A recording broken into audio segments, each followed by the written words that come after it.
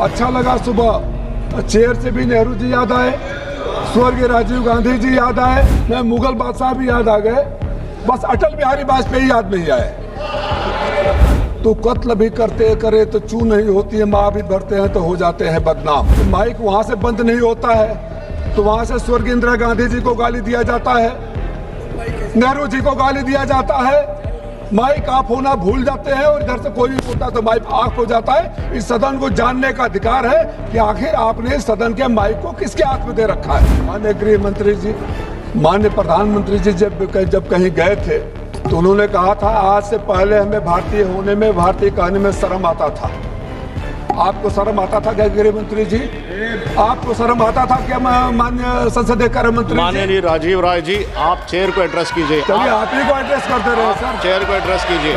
वो माननीय संसदीय कार्य मंत्री तो प्रियंका गांधी जी को नहीं देख रहे थे। सिर्फ चेयर को एड्रेस कीजिए। माननीय संसदीय नियम है, ये नियम है। आप चेयर को मान रहा हूँ। आपने कहा कि कमल की तरह पवित्र होता है। माननीय मंत्री जी, कमल कीचड़ में खिलता है और ये देश कीचड़ नहीं है, इसलिए कमल और कीचड़ की तुलना देश के साथ मत करिए। कोई ये नहीं चाहता कि नहीं ये स्पीकर को हटा दो। किसी का खेत का झगड़ा है क्या? किसी का परिवार का झगड़ा है क्या? किसी का नहीं। लेकिन परिस्थितियां पैदा करने वाले कौन है? जिस स्पीकर को मैं चैम्बर में जाता हूं कभी उन्होंने किसी चीज के लिए नाम नहीं कहा। यहां भी आते हैं तो जब उधर से चिट्ठी जाने लगता है, इशारा जाने लगता है, कहा जाने लगता है, आपने दबाव क्यों डाल दिया? इतना स्पीकर को कमजोर क्यों कर दिया? और हम स्पीकर को हटाने से ज्यादा इस बात पर इंटरेस्टेड है कि आपने जो स्पीकर के साथ गलत किया है वो भी देश को जानना चाहिए। महत्वपूर्ण विषय पर बोलने आया था तो मैं सोचा था सदन की गरिमा के बारे में बोलूंगा, आपके चेयर के बारे में बोलूंगा, परस्पर सम्मान के बारे में बोलूंगा और महत्वपूर्ण बातों पर बोलूंगा। उन बातों पर बोलूंगा लेकिन माननीय पार्लियामेंट्री अफेयर जी का मंत्री जी का भाषण भी बहुत ध्यान से सुन रहा था। मुझे ऐसा लग रहा है कि जितनी उन्होंने बातें कही और आपको 202 रूल याद आ गया जो मंत्री जी बैठे, तो मुझे उतनी आज़ादी दे दीजिए कि अपने माननीय मंत्री जी का जवाब मैं उन बातों पर चंद बहुत दूंगा तो उतना तो टाइम मिलेगा नहीं, लेकिन मैं देना जरूर चाहूँगा। अच्छा लगा सुबह चेयर से भी नेहरू जी याद आए, स्वर्गीय राजीव गांधी जी याद आए, आपने कसीदे कर दिया, मैं मुगल बादशाह भी याद आ गए, बस अटल बिहारी वाजपेयी याद नहीं आए।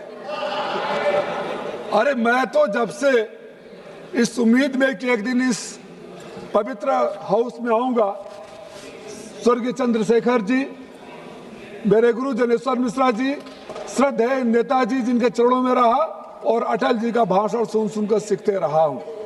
और आज आने पे आपको नेहरू जी की बात, कभी जुडिशरी की बात और सारा आरोप विपक्ष पर।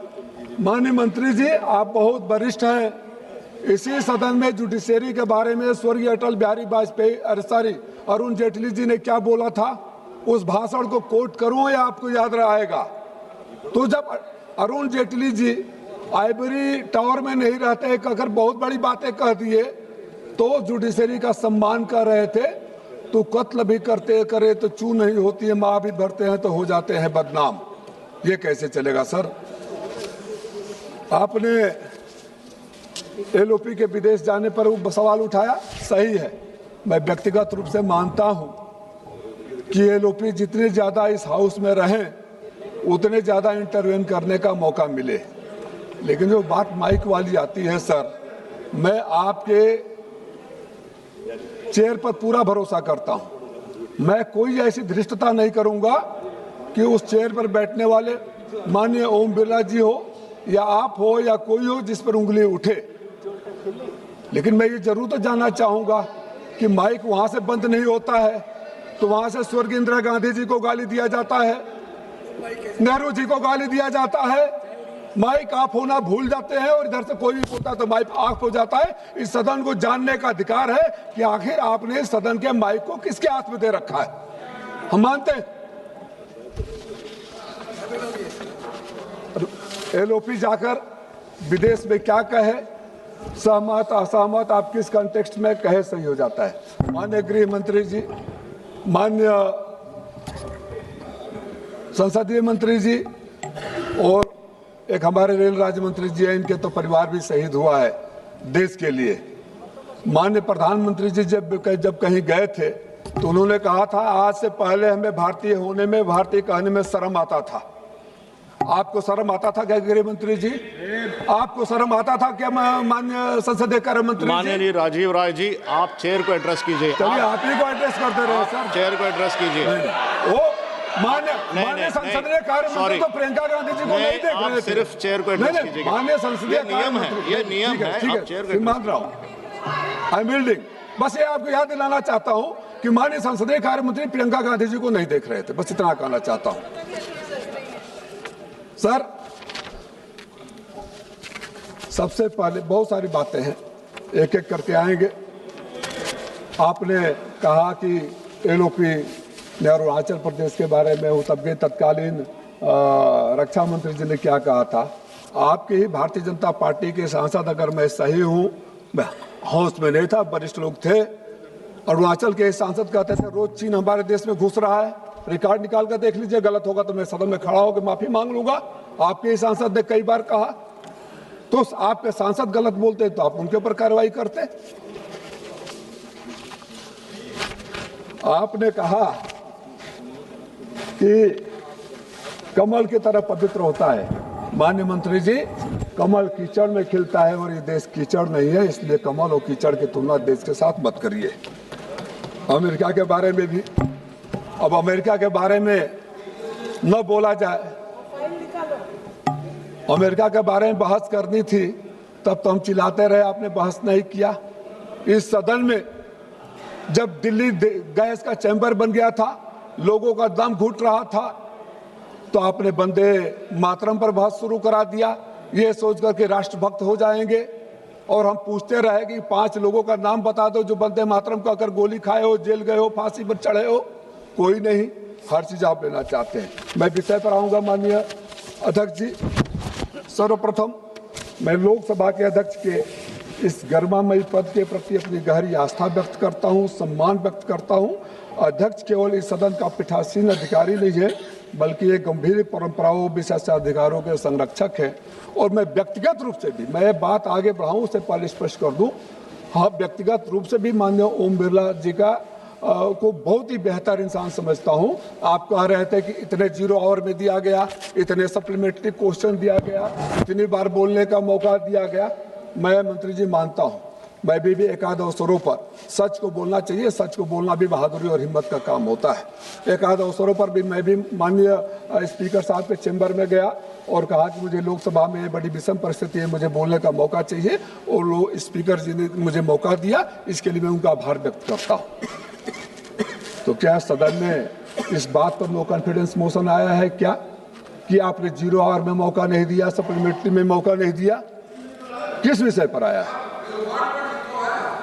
किस विषय पर आया है? डिस्टर्ब मत होइए, तो पूरा बाकी है सर। डिस्टर्ब मत करिए, जानबूझ के इधर भी भूमिहार करने वाला है। स्पीकर का पद गरिमामयी होता है और स्पीकर पर उंगली उठाना ऐसा नहीं होता है कि व्यक्ति विशेष के ऊपर उंगली उठाते हैं। हम नो कॉन्फिडेंस मोशन पर बात कर रहे हैं, हमने एक रेजोल्यूशन भी दिया हुआ है, उस रेजोल्यूशन पर चर्चा करेंगे। तो मैं कहना चाहूंगा कि आप बीमारी के सिम्टम के बारे में चर्चा करना चाहते हैं, उसके डायग्नोसिस और क्योर के बारे में चर्चा नहीं करना चाहते। ये मौका, ये परिस्थिति पैदा क्यों हुई?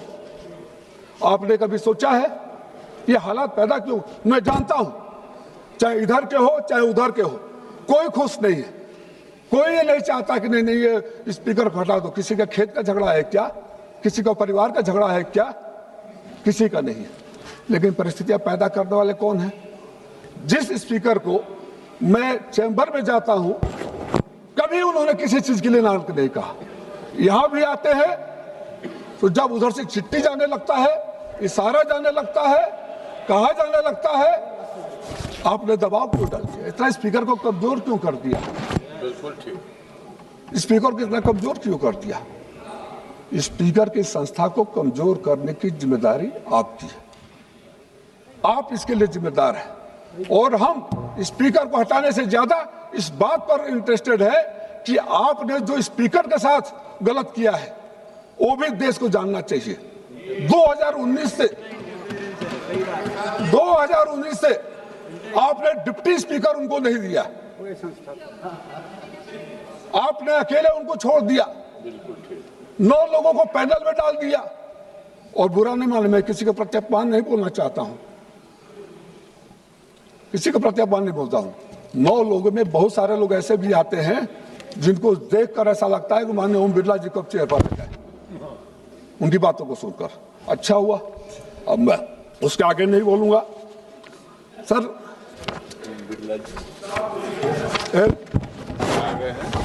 समझ सर इजाजत चाहूंगा सर, तब मेरी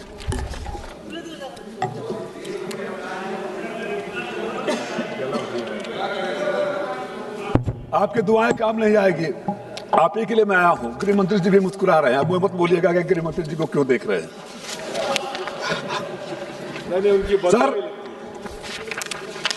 क्लासिकल अथॉरिटी थे एस्किन में, उन्होंने कहा था the chief characteristic of the office of speaker is absolute impartiality. Can you imagine the absolute impartiality in this house under the present government? We do not allow the speaker to function independently. That is the whole cause of all this chaos. It didn't want this resolution to bring here. आपने ऐसे कर दिया। नेहरू जी को आप coat कर रहे थे, नेहरू जी ने कहा था कि it is the symbol of nation's freedom. Speaker ji की फ्रीडम है, स्पीकर साहब के फ्रीडम का उदाहरण दूं कुछ। लोकसभा और राज्यसभा स्पीकर टीवी अलग अलग होता था ना। आपने लोकसभा टीवी लोकसभा स्पीकर के अंडर में होता था, राज्यसभा टीवी राज्यसभा के स्पीकर के अंडर में होता था। आपने मर्ज कर दिया, उसका सीईओ किसको बना दिया आपने? उपराष्ट्रपति के सचिव को बना दिया। आपने वो भी उनसे छीन लिया, पार्लियामेंट्री सिक्योरिटी का अधिकार उनसे छीन लिया कि नहीं छीन लिया? आज तक उनके हाथ में होता था। और तो और पार्लियामेंट्री सिक्योरिटी की भर्ती नहीं, मैं कुछ वो नहीं ले रहा हूं, लेकिन मुझे बताया गया कि यहाँ जो लोग बैठे हैं उनका भी 2017 से भर्ती नहीं हुई। तो सारा अधिकार तो आप छीन लेते हैं और इंडिपेंडेंस की बात करते हैं। मेरी पार्टी टाइम दे देगी सर, परेशान मत होइए सर। इन शब्दों में हमें स्मरण होता है कि जिस पीठ पर आज हम चर्चा करें वो साधारण पद नहीं है, वो स्वयं सांसद की सार्वभौमिकता गरिमा का संस्थागत प्रतीक है। इसलिए अध्यक्ष के संबंध में होने वाली कोई भी चर्चा उनकी विश्वसनीयता, उनकी पर्सनल क्रेडिबिलिटी, उनके नैतिकता पर कोई सवाल नहीं उठाती है। हम तो महोदय आपसे कहना चाहते हैं कि संवैधानिक पद पर संविधान का अनुच्छेद 93 में स्पष्ट रूप से निर्धारित किया गया है, जिसमें लोकसभा के अध्यक्ष और उपाध्यक्ष दोनों का निर्वाचन का प्रावधान है। इसके अतिरिक्त अनुच्छेद 94 में सदन के प्रस्ताव के माध्यम से अध्यक्ष के त्यागपत्र या हटाए जाने की प्रक्रिया निर्धारित की गई है। इन प्रावधानों से स्पष्ट है कि अध्यक्ष पद संवैधानिक और संस्थागत प्रकृति का है, न कि राजनीतिक। ये राजनीतिक पद नहीं है सर। अध्यक्ष सरकार का नहीं बल्कि पूरे सदन का सामूहिक इच्छा और उसी गरिमा का प्रतिनिधित्व करता है। आज से 3 बार पहले भी नो कॉन्फिडेंस मोशन आया है, तीनों बार कोई स्पीकर हटाया नहीं जा सका। और आज भी सबको पता है कि मेजॉरिटी किसको है। कोई रॉकेट साइंस की जरूरत नहीं है, कोई अंधेरे में तीर मारने की जरूरत नहीं है। ये बहस इसलिए हो रही है कि सच बाहर आए, डायग्नोसिस हो, जिससे लोकतंत्र की मर्यादा के लिए, लोकतंत्र की रक्षा के लिए, आपके स्थान की मजबूती के लिए, आपकी इज्जत के लिए ये इस बात पर बहस हो सके। आप कृपया अपनी बात समाप्त करिए। सर मेरी पार्टी टाइम दे देगी, मेरे नेता बैठे हैं। 5 नाम दिए हैं और 10 हो जाएगा सर। आप कृपया समाप्त कीजिए, कंक्लूड कीजिए। मैं एक उदाहरण दूंगा सर। अब बात कर रहे थे यूके की। यूके में हाउस ऑफ कॉमन्स में माननीय मंत्री जी, जो स्पीकर का पद होता है उसको इंडिपेंडेंट रहने के लिए उसके खिलाफ जब वो स्पीकर जाते हैं 5 साल बाद इलेक्शन लड़ने, तो कोई पार्टी अपना कैंडिडेट नहीं खड़ा करती है, तो उनके ऊपर कोई दबाव नहीं रहता है। रूलिंग पार्टी हो या अपोजिशन हो, सब पता कर लीजिएगा, वो आके पार्टी कैंडिडेट नहीं खड़ा, वो अनअपोज इलेक्ट होकर आते हैं। यहाँ के दर दय और भय और दहशत में नहीं रहते हैं सर। तो कहीं सीखने में क्या बुराई है? हम क्यों नहीं कर सकते फिर वो स्पीकर के ऊपर कोई कुर्सी ना उंगली ना उठाए? मैं आज भी उंगली नहीं उठा रहा हूँ, व्यक्तिगत रूप से बहुत बेहतरीन इंसान है, आपने उनको स्वतंत्रता छीन ली है और इस मुगालते में है कि शायद आप अच्छा रहेगा जो आप डेमोक्रेसी के साथ कर रहे हैं। चर्चा होती है, क्यों इलेक्शन कमीशन की चर्चा होती है? इसी हाउस में मैंने इलेक्शन कमीशन के कारनामों को इलेक्शन कमीशन के रिकॉर्ड से लहरा कर पूछा था, किसी ने जवाब नहीं दिया। आज आपने प्रिविलेज कमेटी तक को नहीं बनने दिया 1.5 साल में, और सांसदों के साथ आपके अधिकारी अपमान कर रहे हैं। पूछिए, आप उधर के लोग भी तरसते होंगे। अब बनी है ना, अब बनी है। और माननीय अध्यक्ष जी के पास जाइए, सर हमारा ये अधिकारी अपमान कर रहा है, वो कहते हैं राज्य का मामला है, आपने उनकी स्वतंत्रता को खत्म कर दिया। धन्यवाद जी। आप कंक्लूड कर रहा हूं सर, 2 लाइन कंक्लूड कीजिएगा प्लीज। कंक्लूड कर रहा हूं। याद रखिएगा जो आपने लोकतंत्र के साथ किया, साहबों को साहिबे किरदार से हटना पड़ेगा, साहबों को साहिबे किरदार से हटना पड़ेगा। एक न एक दिन आपको भी सरकार से हटना पड़ेगा, और जिस दिन हट जाएंगे उस दिन आपके लोग माननीय श्रीमती इतिहास आपको पाप